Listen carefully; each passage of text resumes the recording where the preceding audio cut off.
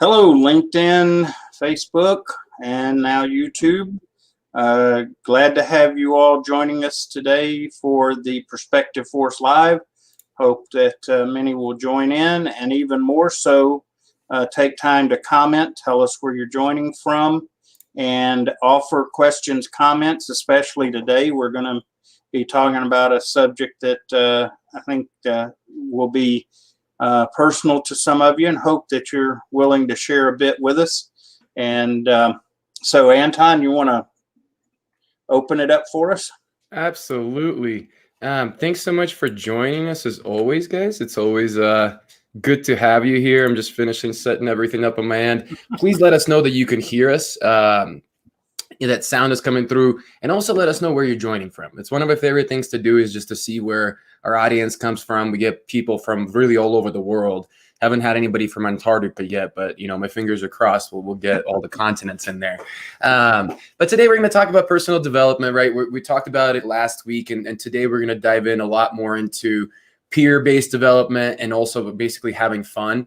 But it's really coming to a point of personal development is not a responsibility of somebody else. That we'll talk about that. We'll talk about how to take ownership of your own development and what you can do about it. And then we're going to have a great article here coming up that talks about just some things that are happening due to mental health issues coming from COVID and stay-at-home things. So we'll be discussing that in the coming show. So let's go ahead and hit next two slides, get to the article. Don't worry about this. Go to the article. All right. So HR news article of the week, and we are discussing how basically SHRM did a study of low earners, women, minorities face greater mental health challenges than some other demographics. So I got some graphics coming up here, but just want to cover some of these percentages here. While millions try to integrate their professional and personal responsibility, 48% of U.S. workers overall feel used up end of the workday, while another 41% report feeling burnt out from their work. Excuse me, guys. And I just want leaders to understand what that does to everything in your company, what that does to your bottom line, what it does to your culture, what it does to everything and anything. The other interesting thing is that survey also showed that 32% of respondents who are working remotely report often feeling tired or having little energy. So even people from home are having these issues. It's not a work office type of problem. Yeah. This is a human physiology, human operating system problem that we're not addressing from a human operating standpoint. We keep trying to change workplace environments. We keep trying to change schedules. We keep trying to change technology, all the other things, except working on this thing on top of our shoulders. And that's the thing that's causing these problems. And still 25% of those who go to work in person report feeling the same. So it's actually people that work in person have more energy technically than people from home. What are your thoughts on these stats, Kev? First, welcome, Ricky. Glad to have you, Ricky. He's a regular on my live, and he is becoming a regular here with us. So thanks for being here. Burnout is it's stress related, and it is growing, in my estimation, exponentially.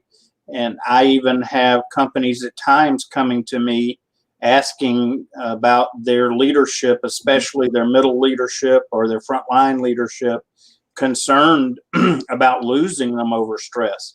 And it's a real issue, that burnout. And burnout is basically the final result of the not managing stress. And so just dealing with that has got to be something that becomes a top priority for any organization if they plan on being able to keep their people on board and halfway productive. Mm-hmm. And that's the thing. We don't understand burnout, right? Burnout became a medical term recently. The World Health Organization accepted it as a real thing. But I'm telling you, I've been in this stuff for 15 years. And I still don't understand it, right? And I don't expect people to understand it, but I expect leaders to start to learn about it. I expect leaders to show a greater degree of care and understand that the human operating system, the human beings are suffering. We are suffering so badly, guys. It's the thing that's really plagues me. And I've talked to Kevin like almost in tears sometimes that, I'm failing as a leader of our organization because I see this huge problem. I see this huge black cloud that we're headed towards as a society. And I'm not doing enough to show people that there is a solution. I'm not doing enough to get to the problem before we really face those dire consequences. And he reminds me patience, of course, counsels me and stuff. But guys, this stuff is really personal to me. I lost my dad because he lived unsustainably. And every time I talk about this, I get really emotional because I wish I could take what's in here and put it into every one of your heads. I wish I could show you the things that I see, the things that I know, so that way you start to take stress management at a much higher level and really expand the view of it. Here with Human SOS Show, we talk about all sorts of topics, but stress is the primary topic that we cover. And we really cover it from a very different standpoint. It's not just about health. Stress shows up in life, stress shows up in work, from leadership, all those things. And if we're truly going to beat this thing, or at least more importantly, adapt to it, we have to address stress from all three categories. You can't just sit down and meditate and fix all your problems. That's something that people have you believe, and it's not working, guys. Everybody's meditating more in society than we ever before. Western society is meditating significantly more, and we're talking about exponentially more than we did before, but yet we're more stressed out because it's just a single tool. We can't use a random tool for any job. We have to find a specific tool for the specific job. So your stress, your life, your work, all those things need to be addressed, custom tailored to your needs. But let's get into this graph. I have some graphs here coming up. Welcome, Anton. Welcome to Heck from UK. Glad to have you. And Buhar from Kosovo. And I apologize if I mispronounce your names. If I do, let me know, and I'll do my best to Kosovo. That's a first. I don't think we've ever had anybody from Kosovo. I'm from Ukraine, so not too far from your parts. I know most people couldn't tell. I'm not born in US, but yeah, I wasn't raised here. I got a shout out to Anjali from Pickering, Ontario. Thanks so much for tuning in, guys. Just feel free to comment. Feel free to chime in. We want to create a presentation. We want to educate you and deliver value, but we also want to hear what you got to say. Whether you have experiences with something, whether it be a question, throw it in the comments. We'll read it. We'll answer it, whatever it is, and kind of go from there. But I got a couple interesting graphs here from the article that I pulled, and it talks about percent of employees who reported experiencing the following symptoms related to depression, often in the past few weeks. Real quickly, we got Kyle Hetrick. Hey, Kyle, what's going on? How are you doing, man? Kyle, are you the one that I met with container through Aaron? Let me know, man. I'm curious. If name sounds familiar. I'm not sure if that's where I met you. Well, Anton Heck added that he has included meditation as fitness program, so your validation that it's happening as part of what we're doing. But what I love what he's doing is it's adding it in. It's not the one standalone thing. He's got his fitness, which I bet you his fitness, correct me if I'm wrong, but it does a lot more for you than physical. It's probably helps your mental, helps your emotional health, mental health, all that stuff. And then meditation is just an additional tool. And that's what I want people to understand. We need to look at all of these different tools that we have at our, at our experience. Cool, Kyle. Thanks, man. I know I remembered you. But it's one of those tools that it can't work for everybody. And I talk about this all the time. Meditation sometimes has a spiritual connotation. And me and Kevin are both very Christian, open about it. We love Christ. So to us and people like us, that may not be an acceptable form. Just think about this, right? You're trying to de-stress, but instead you're sitting in the back of your head and going, am I doing right by God right now? Right? Like you're questioning that, you're doubting that. Are you really going to be calm? No. So the point is there's aspects of meditation that we can recreate and basically align them to your beliefs and what you like to practice. So, right? If you pray, we can make sure that when you pray, it works like meditation. The same principles, same way. It's just there's principles that you have to understand and focus on. But yeah, so great, guys. So here we're looking at percent of employees who reported experiencing the following symptoms related to depression often in the past few weeks. So by income, right? So yellow is going to be less than 30,000. Pink or purple, whichever one it is, 30,000 to 60,000. Blue is 60,000 to 100,000. And then the dark blue is 100,000 or more. So take a look at these things and see what's going on here, right? Feeling tired or having little energy. Look at the income spread and how much worse the lower incomes are feeling compared to the higher incomes. It's not just because you're doing more necessarily. It's because that stress wears you out. There's a term that's called adrenal fatigue.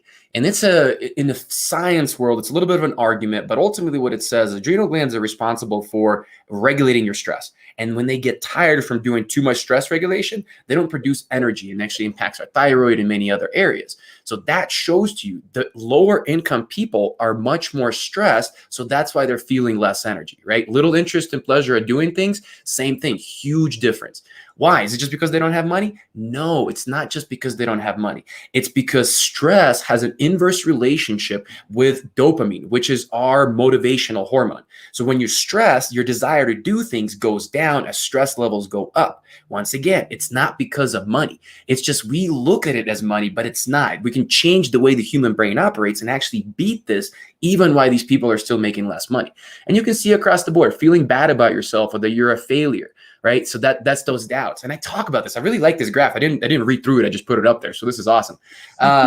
And what I talk a lot about is how our stress impacts our society, right? And more importantly, our social interaction. When we're super stressed, we get into this fight or flight mode, and then we get into shutdown. And that's where fear comes in, doubt comes in, anxiety comes in, hopelessness comes in, all those feelings that we interpret as emotions, but they're actually coming from a chemical reaction due to our stress not being managed. Then we got feeling down. Yep, go ahead, Kev, jump in. Yeah, well, and Heck makes the comment, and he's following with you all the way. Cortisol overload. That's it. That's it. And sometimes it becomes cortisol underload, right? So what happens is cortisol, what the gentleman's mentioning, is the master hormone that regulates stress. And what it ultimately does is it also regulates blood sugar. It regulates our water retention. It regulates inflammation in the body. So you can think about, like, when you're overly stressed, blood sugar is not regulated. You're going to have a lot more inflammation, which is going to create cancer and free radicals and all these other things.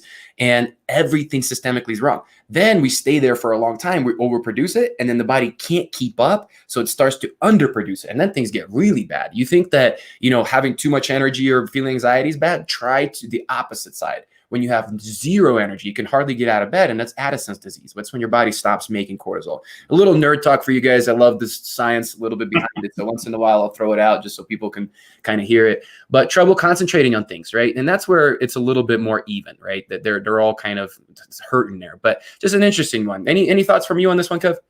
Oh, one is we were talking on meditation, and it occurs to me, of recent past, we kind of joke because the answer to making a good culture and lowering stress was ping pong tables. Well, you got to be careful that that meditation doesn't become the current ping pong table. One of the things we talk about, one of the things that is we target as part of what we do as an organization is to get away from the one-size-fits-all approach to addressing and overcoming and managing stress. Our team is going to have shared stresses, but there's going to be individual stresses, and you've got to figure out which ones are the most damaging at the moment. Where are we the heart suffering the most, and start there with addressing them. And if we can do that, then we can start overcoming one area at a time. But let's not do it in a shotgun approach. And because if you look at these charts, you see that different people are responding different ways to different issues, and then the symptoms vary.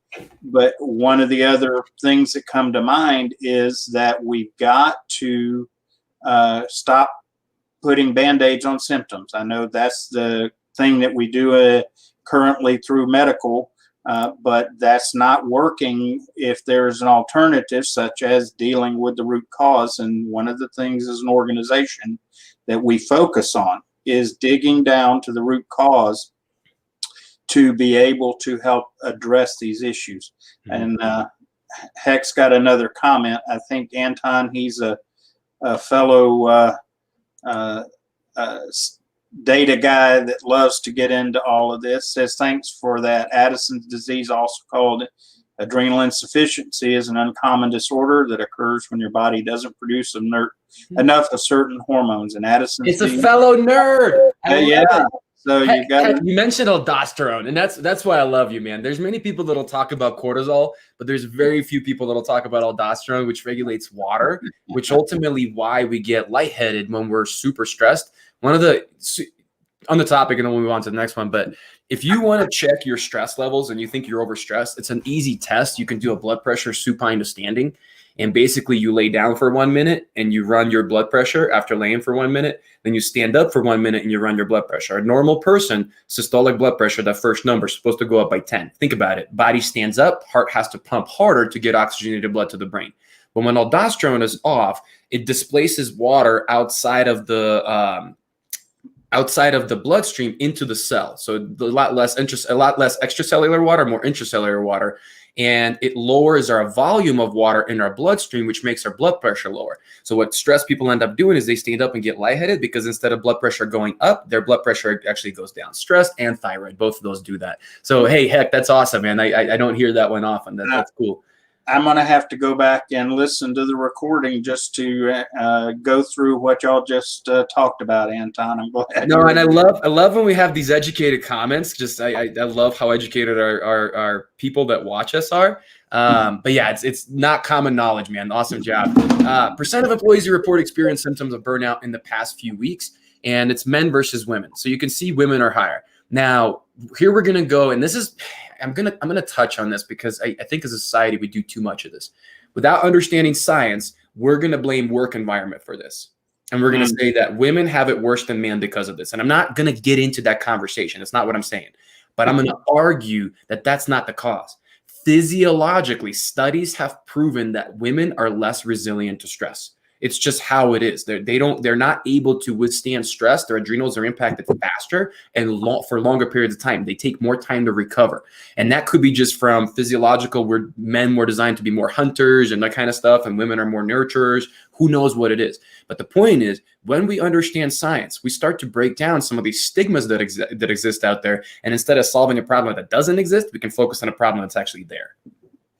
I'd say I have a perspective that and I guess I'm old-fashioned, but the ladies are more refined and more sensitive than us hard-headed, goofy men. And I respect them and appreciate them for that.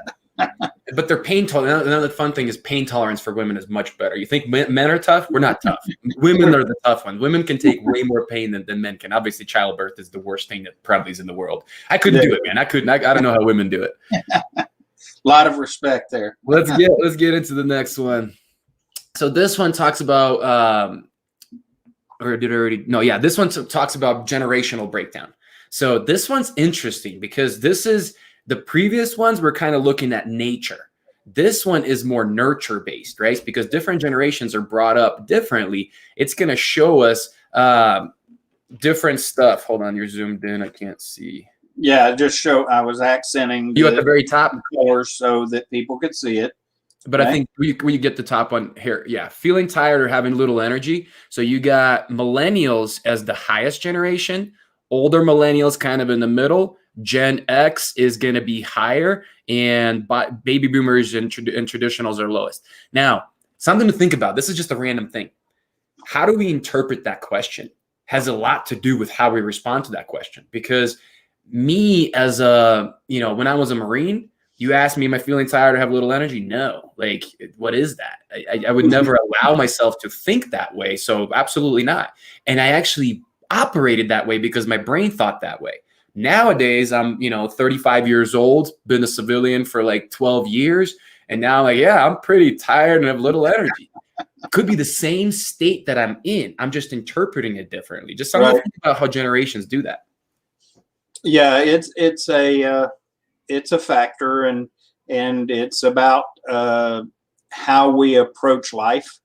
And, and I have to say, I am usually defending the millennials, Gen Zs, Gen Ys for a lot of things. But I have to say, one of the things that my generation, I happen to be in the blue generation on the chart there, is that we learned how to be pretty tough through life, and it shows because of what you see here.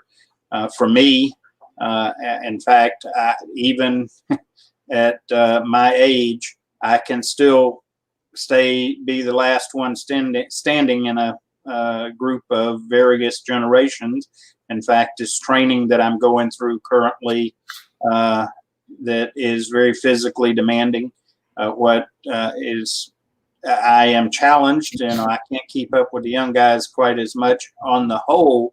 But if I have to, and it's necessary, I'll be the last one standing, and it has to do with, at least in part, mental toughness, and that's the part that we have unfortunately allowed to go by the wayside in a lot of ways. It's funny. Kyle wrote, I'm curious to know where the stress comes from for the people making over 100K. Kyle, not every stressor is financial, right? Like, their stressors are different, right? Their stressors are statuses, for example, right? Imagine having to live up. I lived in Scottsdale, Arizona for a long time, and we had a joke that there was a lot of $100,000 millionaires, right? So they're making 100,000, but they're pretending to be millionaires because they're trying to fit into this other circle. I think the problem with money for most people is it's not about how much you make. It's how much your living wage compares to your actual wage, right? So if I'm making 100, but I'm spending 150, it's not a good place. And that's what a lot of those people do. I think barely crossing over 100K income is one of the worst things because you feel like you made it. Like you're like, all right, I'm making good money. But now you got into circles that are making real money and you're going up and you're going, oh my goodness, I got to get there. So I think we all have stressors, they show up differently for sure. Well, Got another comment. Yeah, we addressed that some when we talked about how legacy plays in. Yeah, people with lots of money, they may seem to be happy as they're going along or less stressed, but what's going on is they're getting gnawed at in the background going, okay, is this what it's all about? And their stress shows up maybe a little later, but it's quite often harder and heavier stress because they get to a point and they realize they've been spinning their wheels or have wrong priorities. So yeah, money doesn't shield us from stress. It changes the dynamic, but it doesn't do away with it. There's definitely a threshold, and that threshold is different for every person, right? But there's a certain threshold that you have to make in order to cover your basic necessities. Once you clear that, it does shift. So he was talking about, I've always seen a correlation between higher salaries and ability to delegate tasks down the chain. It seems that 60 to 100K range is the happy place for it. And I agree, because at that point, I believe the last number I heard in US, that number is somewhere around 55,000 it was one of those classes like team dynamics, and we talked about pay and stuff like that. I believe that number in the US is around 55,000, but that also varies. It's going to vary in California versus Mississippi, right? 55,000 in Mississippi is going to be all right. 55,000 in California, you're stressed to your gills. You're living on the street. And the other thing I caution people, and this is something I've learned with age and time, is that be careful of giving corollary information causal connection. Okay, just because it correlates doesn't mean it's the cause. And so as we evaluate information, dig deep and don't look at the symptoms, don't look at the correlations, find the cause. Mm-hmm. He's saying, I'm asking in the sense of how much stress for those folks is acquired due to personal demands, workplace circles, spousal, personal lifestyles. Absolutely. Yeah. And that's exactly what we're kind of hitting on, is that it may not be the same kind of stress. And we think, oh, those people don't have any issues, they're fine. But it still comes. Stress, I don't know any human in this planet, besides maybe a Buddhist monk living in the monastery, not talking to anybody, that's not experiencing stress, which is normal. Right? Me and Kev will tell you guys all the time, stress is not a bad thing. Stress is meant to be a good thing. Too much stress at once or too much stress a little bit at a time without recovery does that. So whether it be spousal issues, personal lifestyle issues, workplace circles, right? What I see a lot with really wealthy people is a lot of gossip. That's all stress. All of that can show up as a different form of stress. Great points, Kyle. Well, and too little stress is unhealthy. Because then you're passive. You're apathetic. Yeah, and so, and one of the things I have to put in a plug, that we have created an assessment related to stress, and it is not, as Kyle was mentioning, it is not just about work. it's broad spectrum in areas that affect all of us. And so it helps to identify those various areas. The goal that we have, again, is to help identify the areas that are affecting people and help them begin to look at ways to address their issues, not everybody else's. And so I really encourage people to free assessment. It's on our website. Go and take it just to see. And it is very insightful. And then if you get based on your results, then there's another step in there that's free also to go to a deeper assessment, and just encourage everyone to take advantage of that right now. It's already there. And then if you find that your results are concerning, then Anton and myself and the team are ready to step in to help develop an approach. And by the way, that approach is not turn your world upside down and change everything all at one time, because that's like a fad diet. It doesn't work, and we will not go there. Yeah, it's definitely not a one size fits all, and it's all about what I call small yet mighty changes, right? We have 3 brands. We have 10% Fitter, 10% Better, and 10% Impact. 10% Fitter is our health brand, 10% Better is our life focused brand, and 10% Impact is our leadership and work focused brand, right? But notice the key of them is 10%. It's meant to be something small, but is at the root cause of the problem that allows, by focusing on the single thing, to get everything above the problem to get better. But it takes assessment to figure out what that is. It also takes a broad view and awareness of all the different components of stress. And then it takes the right identification of the right tool that matches that. And I talk a lot about the analogy of tools.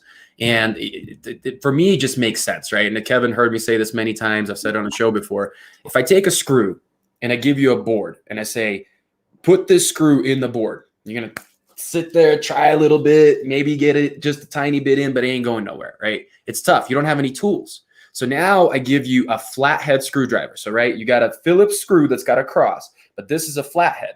So I can kind of jimmy it in there, hold pressure, and try to screw it in so it's better. So I feel like I have a great tool now. I'm able to put the screw in. So what you don't realize is that in my pocket, I have a Phillips screwdriver. You just don't know that it exists. You don't know it's at your option. You don't know that that is there. So that's much easier. Put a cross into a cross and screw it in. So now you're like, oh my God, this is an amazing tool. I can't believe I'm living without this. But little do you know, behind me, I have a drill with a Phillips attachment that just and it's done. So the analogy is that many people are trying to solve stress issues with flathead screwdrivers. And the problem is that it's better than it was. That's the assessment the corporations are doing right now. They're going, okay, we're better than it was. Okay, so you're getting for $1 investment, you're getting 2 back.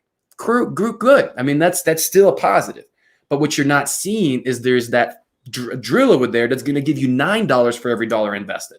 And that's what comes from aligning the right tools to the right problems, identifying root causes, and having that small 10% focus.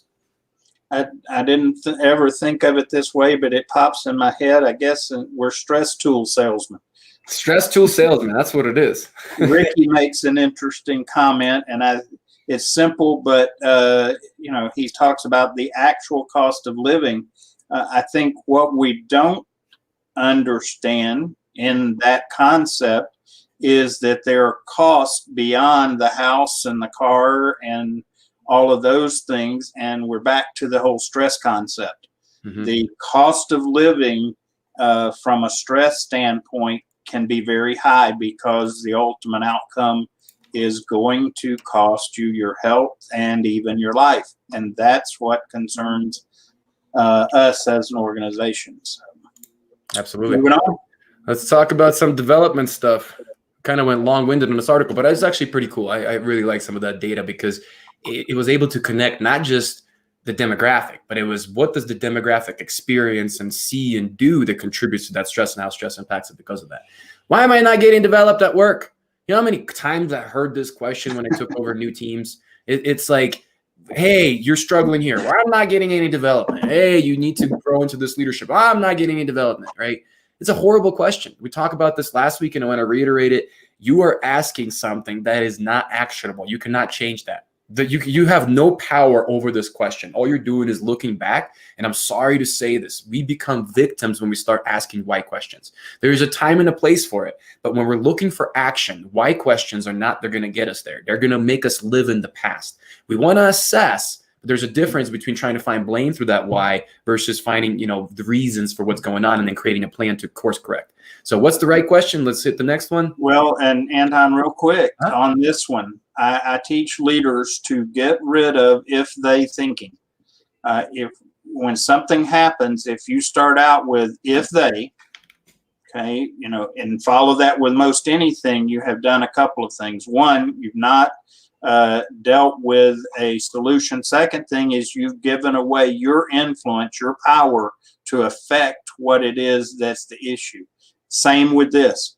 Why am I not getting developed at work? You have just said, well, the implication is, well, if they had done something and helped me get development, I would be getting development. And then you're waiting forever for it to happen. Uh-huh. Right? It's just not the best way to go about it, guys. So yeah, the better question is what? First of all, it starts with what or how. Those are the two ways I want you to ask this question. But what can I do to obtain the needed development? Right? It's not, now I can sit here and I can look at all my options. I can go approach my manager.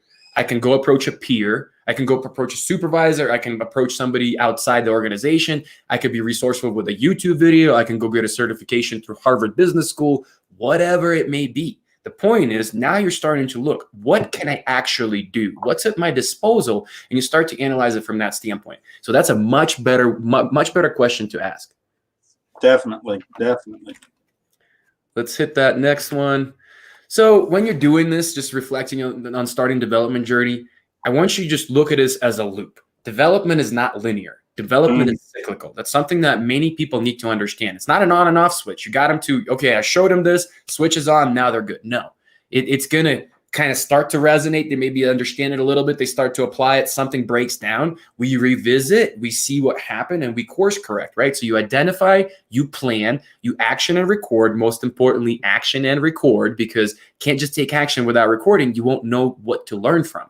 So you got to record it and then review and reflect. And oftentimes there's not enough review and reflect. I see leaders doing this all the time, whether it be personal development for somebody else, personal development for themselves, just constant overload, book after book after book. And I'm like, great to read books, but how are you actually implementing this? How are you reflecting on what this did to your environment, what this did to your outcomes? Don't skip over those steps. Too many times we just identify, plan, and act. We fail to review, reflect, and record. Well, and going back to the 10%, okay? One of the things that I have recently done for my own health is I needed to lose weight, and rather than make a major change in what I was doing, I knew of one step that I could take that I've learned before, and I've taken that step, and it's didn't turn my world upside down. I didn't have to, tell everybody, well, I'm doing this different now. I just made an adjustment, and it's having its result. Look at this development journey as starting somewhere and take a step. Doesn't have to be even a major step. Just take a step and then plan and follow through, and then reassess and see where it's at, and then see if you need to take that step further or if it's time to take a different step. But get addicted to action. That's one thing that we can do. Addictions can be healthy. Well, I wouldn't say that's a bad thing to say. No addiction is healthy, but we can use similar concepts for healthy means. You know what I mean by that? You guys that go nerd all the time, dopamine is what makes us act, right? That neurotransmitter. When Kevin says, take a small action, you take that action, you see a positive result. Your brain naturally wants more of that action. And that's what I mean by get addicted to action. You start seeing these small little changes, and it goes from small actions to bigger actions, and you feel amazing about it because bigger results happen. But the problem is a lot of times with development, it's the opposite. People, I would say 90% of people, I've been coaching for about 12 years now, and 90% of people I work with, all right, I'm meant to be developed. Here's my plan. On Monday, X, Y, Z, 1 through 10, perfect plans, all this stuff, so much change. So the brain's going like, oh, I'm excited to do this. It takes action, too much action, can't sustain action. then it reflects back on what happened. And it associates action with failure, associates action with feeling down, associates action with feeling like you're overwhelmed. It stops wanting to do that action. But when you start to do a small thing that creates good impact, the brain goes, give me more. I want to do more of that. Well, one of the things I need to remind people, and this is on a couple of different levels, and I'm going to get into a little bit of the nerdy kind of thing, but first of all, from a stress standpoint, we're not starting at point zero and moving forward. We're up behind the curve already, most everybody. Second thing is, from a personal perspective of where we are, most of us are still trying to overcome a negative impression of ourselves. So it only takes some small successes to begin to feel like, hey, I can do this if I just take the effort. So understand, we're not starting at point zero moving forward. You're overcoming a lot of negative position, both from a stress standpoint as well as from a personal perspective and a self awareness standpoint. So realize that and take steps accordingly. Mm-hmm. Absolutely. Love it. Good stuff. Let's talk about creating peer-to-peer development culture, right? And this is important. And it's important not just because of creating development organizationally. Peer-to-peer development, you can put the picture up there. I think if you click next. Hey, Anton, I got to share this comment from Ricky. I like this one. Says, when putting together a puzzle, you got to have the right pieces. I love it. I love it. Ricky, you're always a great guest. Ricky, we appreciate your commenting, man. You're here every week and making great comments. I just want to say thank you for the engagement. Yeah, appreciate it. I have a picture on there. I just realized, there we go. Just click that so it's fully showing up. But peer-to-peer development, right? Look at all these different things, these icons. You don't have to necessarily pay attention to what they mean. They may mean different things to you. But that's the potential that lies between our two heads, right? And we can create a space where we can share that. And as leaders, it's up to you to create that culture. It's not up to your people to want to go and seek that out, even though I'm putting it on the people to create that accountability. You still need to foster a space. And there's things that you can do we're going to talk about right now to make that happen. But first of all, let's understand the benefits of peer-to-peer development, right? You are, as a leader, only one person. Even if you have supervisors, you're very, very limited. Now, I'm going to challenge you and say, chances are, especially if you've been a leader for a while, you're no longer the best at doing certain frontline duties. You know how to do them. You've done them in the past, but you may have not have been it for 2 years now.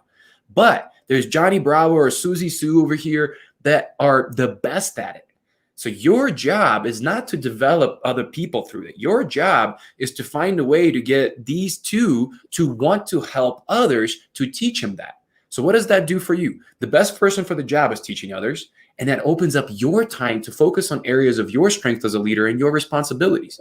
And you may oversee it. You may be there. You may be chiming in. But the best people are doing the job. And you're replicating the developers by doing it that way. And guess what? They're feeling empowered, potentially being developed for leadership, or simply if they're more of just like a long-term frontliner or they just like their job, they're showcasing their skills and they're finding pride and being able to teach others. And by doing this, you have given such value to your members of your team that are involved in this. You're communicating your respect, you're communicating trust, you communicate that you have appreciation, so many elements of it, and it is so valuable. And then as we talk about this, we get into, and this is something that I'm very passionate about, is learning and the process of learning and how valuable this is in the learning process. It adds to it really greatly. Absolutely. Well said, Kev. All right, guys, let's talk a little bit about what you can do. So as far as creating peer development, right, you can teach people how to develop. That's one thing that I also want to make sure when you're doing peer development, make sure you're helping those developers to learn how to teach. that just because they can do a role well, Kevin will tell you he's one of the best teachers I know, not from just teacher standpoint, but instructor. And there's a difference between knowing material and being able to transfer that material into somebody else's head to be able to apply it as well as you do. So if you're doing this, help to set up group meetings, right? Maybe once a week, you do a peer development educational thing. So you teach them how to do it, but you have to incentivize it. And I don't mean just financially. It's not always financial. Some people it may be, and that's fine. If you have to pay them a little bit for it, great, pay them a little bit for it. Over time, that will return tenfold. But you can also incentivize them other ways. You can develop them for their future. You can help them to get into leadership opportunities. You can empower them with taking additional roles so they're prepared for leadership roles. There's many things you can do, but definitely create that development for the developers. Welcome to Bob Ford. Bob's been with us periodically, so glad to have you there, Bob. Yeah, guys, type in where you're joining from. If you join us, we're talking about development. This is the Human SOS Show. Just let us know and we'll give you a shout out. And one of the things we want to break down for you is how to use peer-to-peer development effectively, because there are some practical elements that you need to understand in that process. Very important. Absolutely. Any questions on peer development, guys? Feel free to type them in. We can answer specific stuff, but let's get into the next one. And that's how to make development fun. Hey, Anton, I'm going to back up. I know No, that's good. I want to go back to this. Couple of comments about peer development that you need to understand is if you're a leader, one of the things by very nature is that you are a teacher. Okay, and some people would argue, no, they're not. They're not qualified. Blah blah. I will tell you, if you're a leader, if nothing else, you teach when people make mistakes, and we spend a lot of time dealing with that. And the problem is we don't do enough proactive teaching, so we're always doing reactive teaching. When you're using peer-to-peer development, be sure to lay some ground rules. First of all, that as your peer-to-peer person leads, make sure they're not going to destroy the culture you've developed by saying the wrong things, by behaving poorly, by not knowing how to give feedback. These are all some things that are real important in a peer-to-peer development situation to make sure that it has the value. The other one that's a biggie, and this is hard for leaders because we like to be involved and take charge, but at the end of the day, if you decide to empower a peer-to-peer instruction, once you've allowed that peer to start going, get out of their way, keep your grubby hands off of it, and let them do it. And unless there is a potential for a safety or life-threatening issue, you've even got to let them fail, and it's got to be okay if they fail. So be real intentional in peer-to-peer development. You want to lay the ground rules and then basically get out of the way and let them do this. And what will happen is that even if they make a mistake, they fail, the person that is leading the peer development will learn something additionally. The person that is being developed, or the group that's being developed, will also learn from it. And one other benefit to peer-to-peer development, and just from again, getting kind of nerdy here, from a learning outcomes pedagogy, if you will, the more we teach something, the more we have a grasp of it ourselves, and it becomes second nature to us when we do that, and we become more effective. So the value to this peer-to-peer development is whoever's leading it and teaching it is becoming better at it. So you're reinforcing and strengthening their strong suit to make them even better at it. So just some key pieces here to keep in mind as you use peer-to-peer development, and encourage you to use it often.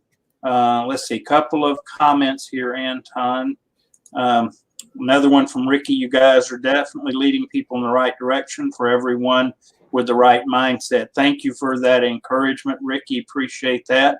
And then Bob offers a comment, says, always establish rules and include dispute resolutions, expected code of conduct, etc. Yeah, I know that Bob's been there and familiar with some of the information that I share, and so he understands it as well. So, and that's where the peer development meeting comes in, right? Not the developing of the peers, but developing the developers that are going to develop the peers. Yeah. That's when these things happen, right? Don't ever embarrass them. I've seen this happen so many times where a manager comes in, this peer is trying to do their best job to educate this other peer. And this manager comes in and just corrects everything, fixes everything, and they think they're being a rescuer and they're doing great. You just took all the wind out of that person's sails. They feel deflated. They feel embarrassed. And instead of feeling like they're empowered to lead this other person, they feel like, why am I doing this? I feel like I'm a bot, that I'm just executing duties. You can't do that with peer-to-peer. You got to get out of the way, as Kevin said, set them up, create those expectations, create the development, but that's all done outside of their interaction with their peer. What you can also do is you can shadow. Right. So if they're doing a development, I've done this before. I've done shadowing because I want to teach my peers, my peer developers, how to be coaches. So I'll shadow, I'll coach them on it, but I won't say a word. I'm taking notes the whole time. I'm taking notes. When I come back to that developer and we have a one-on-one or we're in a group, I'm going to discuss that. I'm going to talk about strategies and ideas. I'm going to help them. I'm going to help to lead them to their own solutions.